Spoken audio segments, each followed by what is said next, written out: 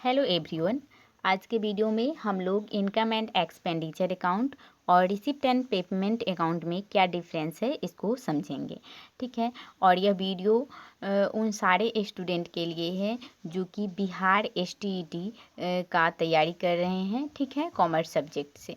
तो यहाँ से आप लोग का बहुत सारा क्वेश्चन एग्जामिनेशन में बन सकता है ऑब्जेक्टिव टाइप। तो चलिए आज के वीडियो में हम लोग देखेंगे कि इनकम एंड एक्सपेंडिचर अकाउंट और रिसिप्ट एंड पेमेंट अकाउंट में क्या डिफरेंस है। और मैंने प्रीवियस वीडियो में इनकम एंड एक्सपेंडिचर अकाउंट को और जो हमारा रिसिप्ट एंड पेमेंट अकाउंट है इसको काफ़ी डिटेल में बताया है, तो आप लोग उस वीडियो को भी जाकर देख सकते हैं। तो चलिए आज की क्लास को हम स्टार्ट करते हैं। तो देखिए, जो हमारा इनकम एंड एक्सपेंडिचर अकाउंट होता है वह लाभ हानि खाते के समान होता है। ठीक है, यानी यह प्रॉफिट एंड लॉस अकाउंट के तरह ही बनाया जाता है। ठीक है, लेकिन डिफरेंस क्या होता है कि जो हमारा लाभ हानि खाता होता है वह व्यापारिक संस्थाओं के द्वारा बनाया जाता है, लेकिन जो हमारा इनकम एंड एक्सपेंडिचर अकाउंट होता है यह अलाभकारी संस्था के द्वारा बनाया जाता है, यानी कि नॉट फॉर प्रॉफिट ऑर्गेनाइजेशन के द्वारा बनाया जाता है। ठीक है, और यह जो हमारा अलाभकारी संस्था होती है यह उसी तरह से इनकम एंड एक्सपेंडिचर अकाउंट को प्रिपेयर करती है जिस तरह से प्रॉफिट एंड लॉस अकाउंट को बनाया जाता है। ठीक है, उसके बाद देखिए, जो हमारा प्राप्ति एवं भुगतान खाता होता है यह रोकड़ पुस्तक का सारांश होता है, यानी यह कैश बुक का क्या होता है, समरी होता है। ठीक है, कैश बुक का यह समरी होता है। उसके बाद जो हमारा आय व्यय खाता होता है वह जो रेवेन्यू नेचर के इनकम होते हैं या फिर जो रेवेन्यू नेचर के एक्सपेंस होते हैं इन्हीं को शामिल करती है आय व्यय खाता। ठीक है, यानी कि इनकम एंड एक्सपेंडिचर अकाउंट में हम केवल उन्हीं आय और उन्हीं व्ययों को शामिल करते हैं जो कि रेवेन्यू नेचर के हो। रेवेन्यू नेचर कहने का यहाँ क्या मतलब है कि वैसे आय एवं वैसे व्यय जो कि किसी व्यवसाय के डे टू डे लाइफ में यूज में आते हैं। ठीक है, जैसे इसमें सैलरी हो जाएगा। ठीक है, कोई एक्सपेंस हो गया, इलेक्ट्रिक बिल हो गया। ठीक है, यानी कि जो व्यवसाय के डे टू डे लाइफ से संबंधित होते हैं। ठीक है, तो इसमें हम लोग आय एवं व्यय खाता को व्यय खाता में रेवेन्यू नेचर के जितने भी इनकम और जितने भी एक्सपेंस होते हैं इनको शामिल करते हैं।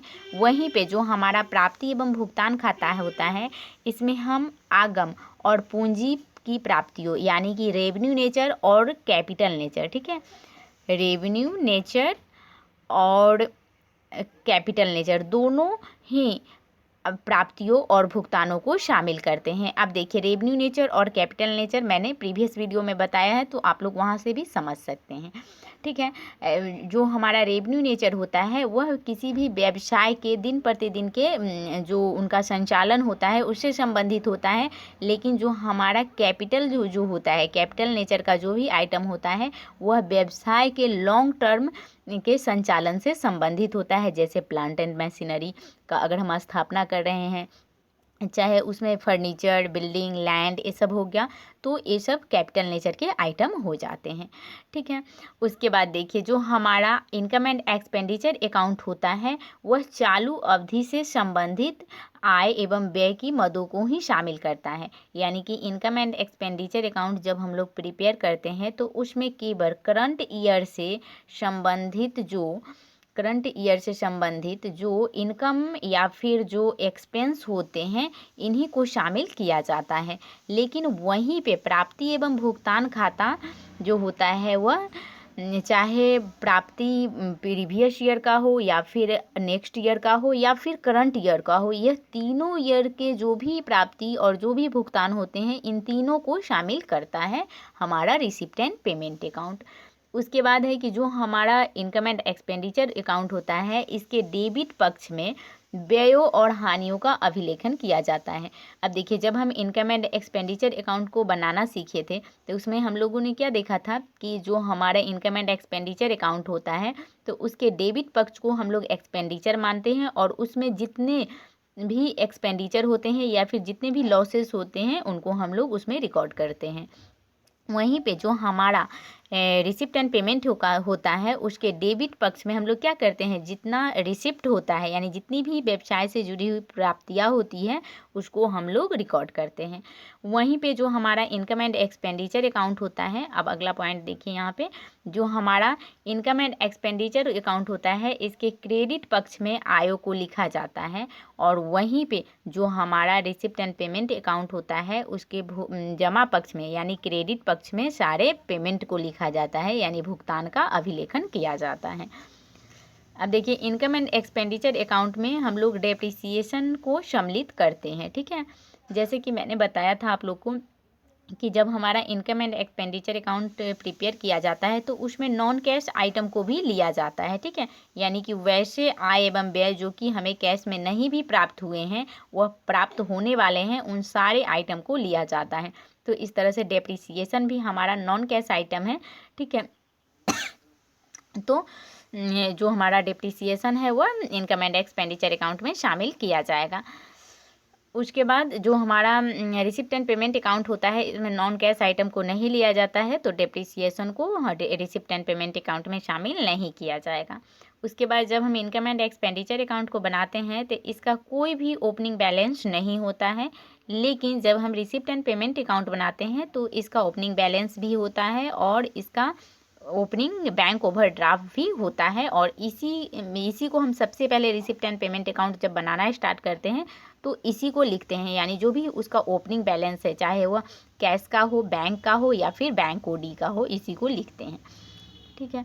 उसके बाद देखिए जो हमारा इनकम एंड एक्सपेंडिचर अकाउंट होता है जब हम प्रिपेयर कर लेते हैं तो जो भी उसका अंतिम शेष बचता है तो वह सरप्लस को या डेफिसिट को प्रदर्शित करता है, लेकिन वहीं पे जो हमारा रिसिप्ट एंड पेमेंट अकाउंट होता है उसका जो भी अंतिम शेष बचता है यह कैश इन हैंड या फिर कैश एट बैंक या फिर बैंक ओडी को यह दर्शाता है, ठीक है।